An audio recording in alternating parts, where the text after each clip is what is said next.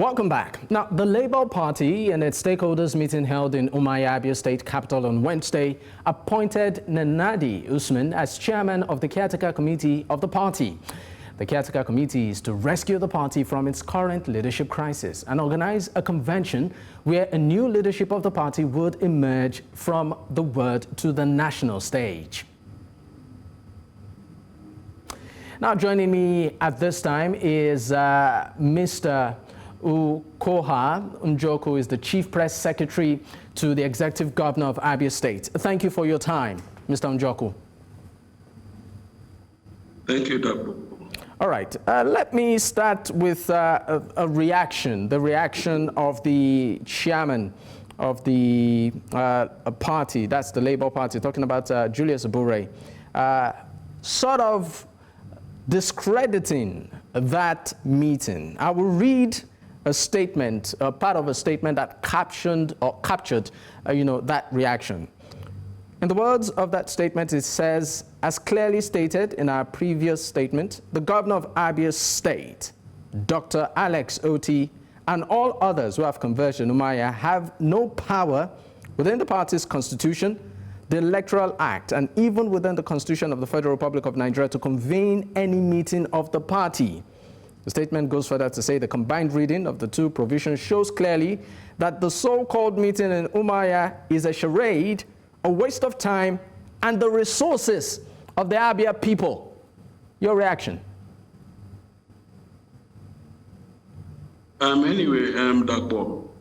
I'm not actually going to dabble into what Barrister Abure said in their release. Rather, I'm going straight to tell you why the essence of that meeting to rescue the party from an existential threat. After the 2023 election and up till the 10th of June 2024, the tenure of the National Working Committee of the party. I'm sorry, Mr. Njoku, I'm sorry to interrupt you. You said you would not react to what Julius Abure said, but he's the chairman of the party, and he has said that meeting is unconstitutional. That is heavy. That's exactly what I'm saying, that after the election and up till on the 10th of June 2024, the tenure of Mr. Abure expired and he ceases to be chairman of the party. And obviously, you can't be a chairman of a party when you are not recognized by the Independent Electoral Commission. So the party can't afford to take the risk of not operating under a chairman that is not duly recognized by the electoral body as constituted in the country. So, like I said, it's a means to rescue the party from going into oblivion. You said the chairman is not recognized by the electoral body. Who exactly comprises of the electoral body?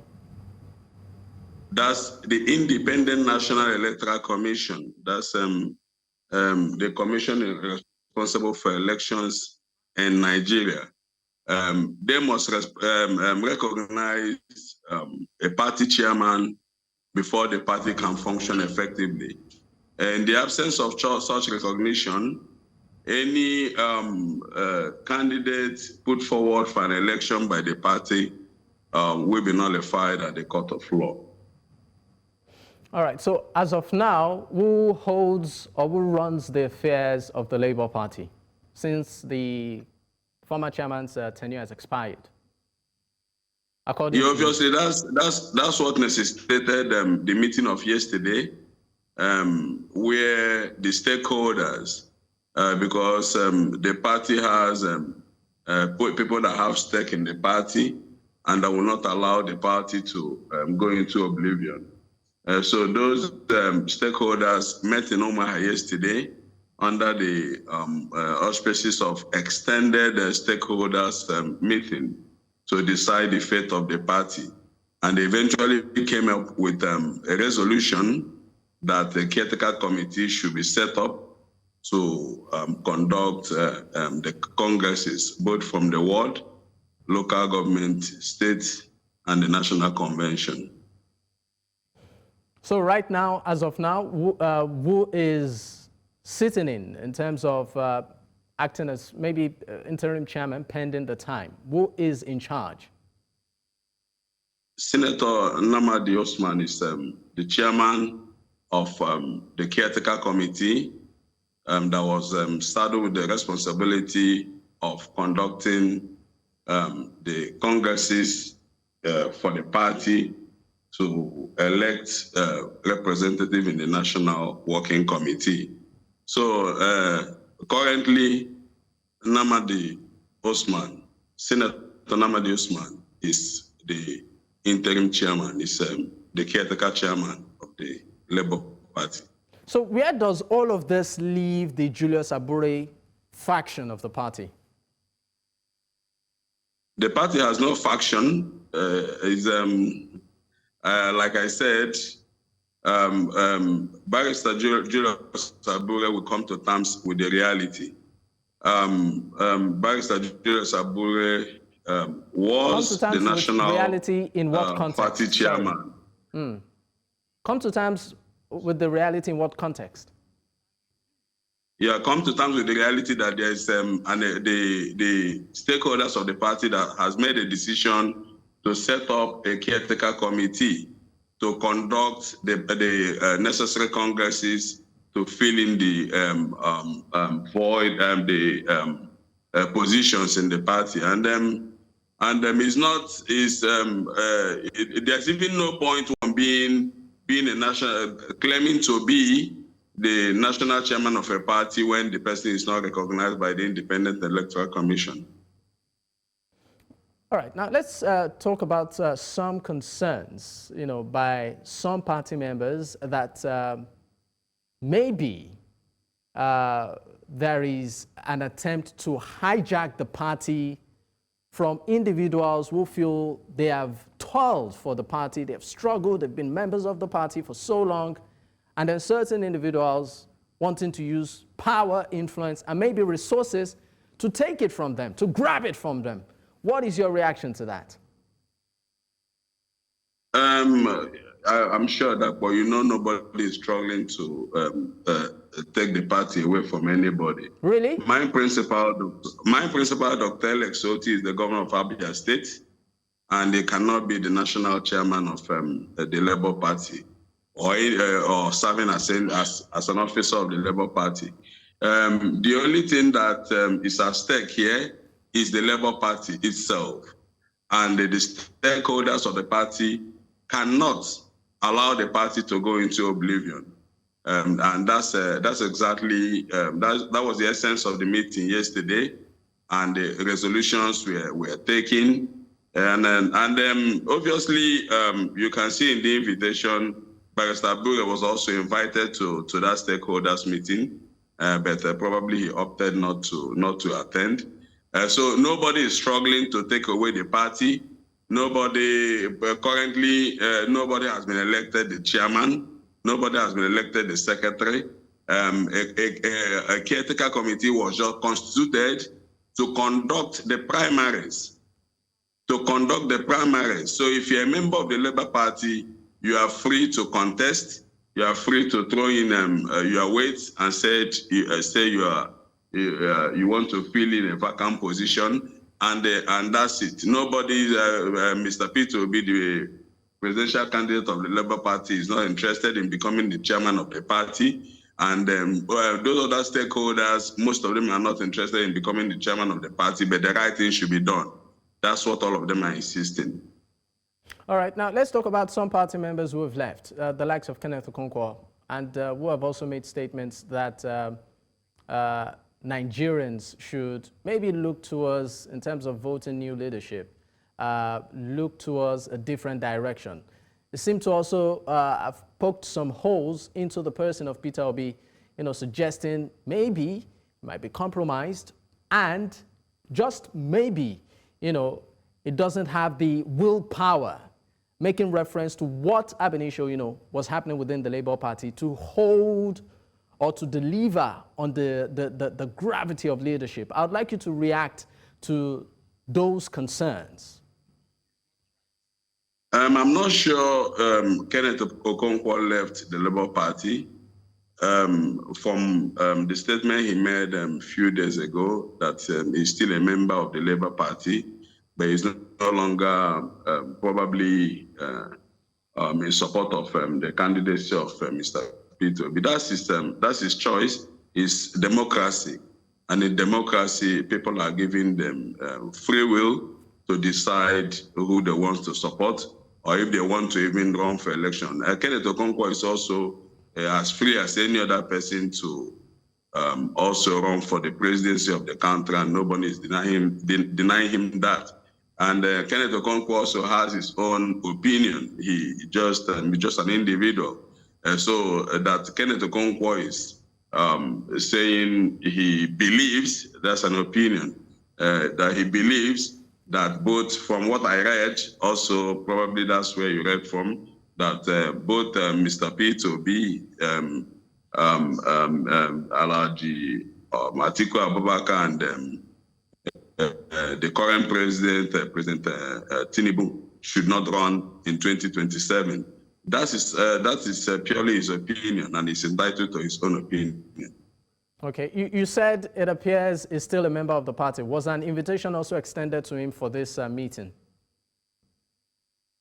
No, there were specific persons invited to the meeting. So it wasn't one of them? If you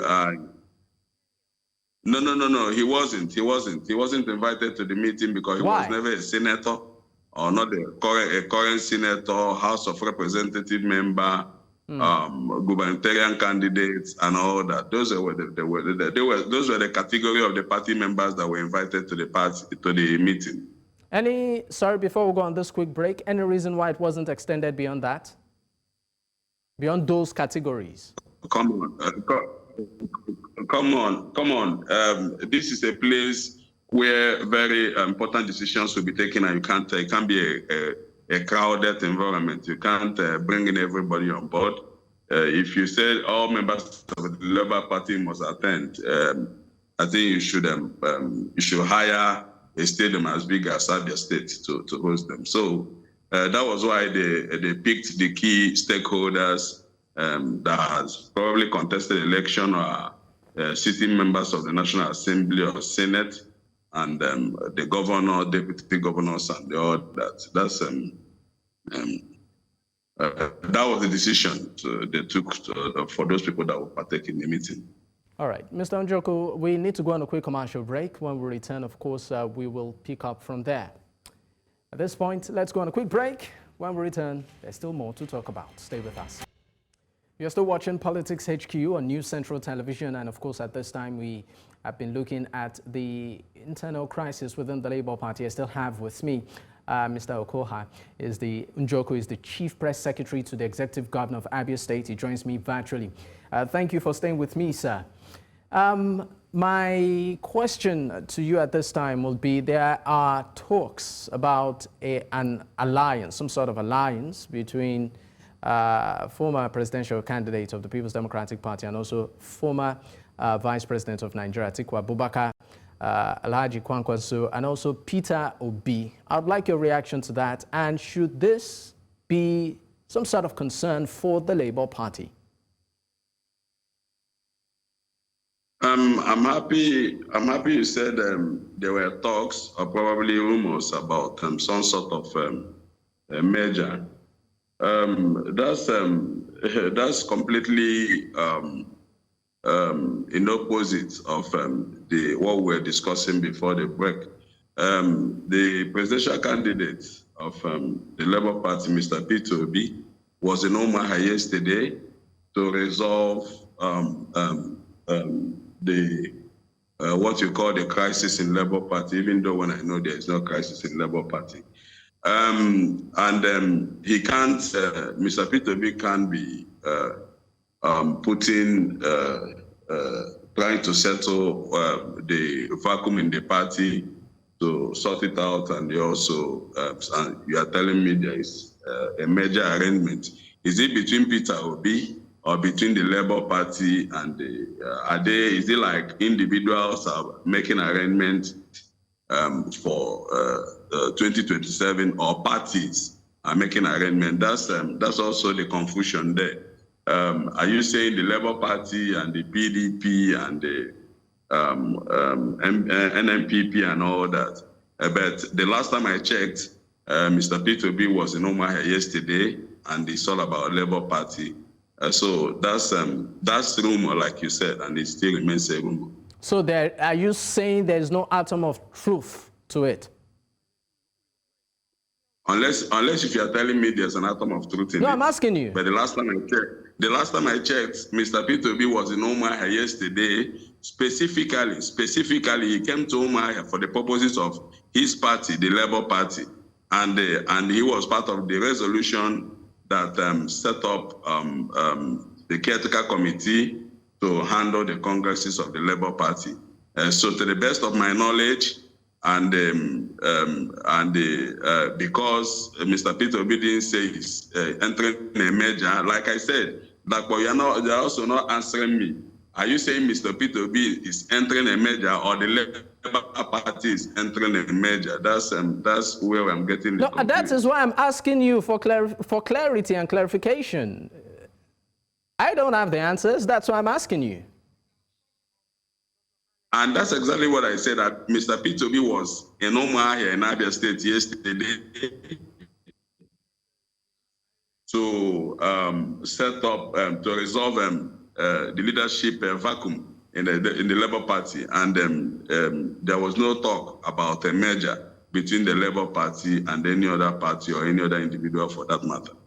All right, now let's talk about what Nigerians are currently facing at the moment. The shortage of the premium motor spirit petrol, the hike in the price, and the current realities of the removal of the subsidy on petrol. As a party, how do you react to this? I do not represent the Labour Party. I represent my boss, Dr. Alex Oti, who is the governor of Abia State. And who is a stakeholder in the Labour Party? The party spokesperson can address that concern. What is Abia State doing about it for the people?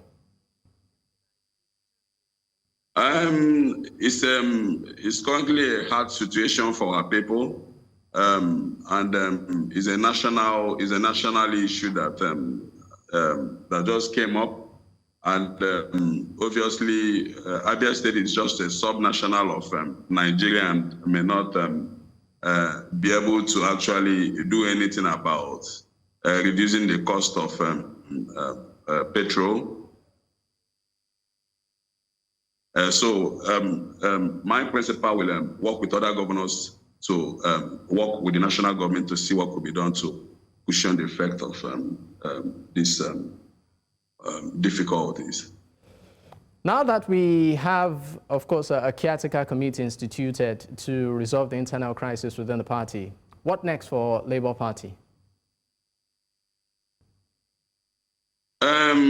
Yesterday, in the resolution, they were given 90 days to facilitate that congresses are conducted both at the ward, local government, states, and ultimately the national convention.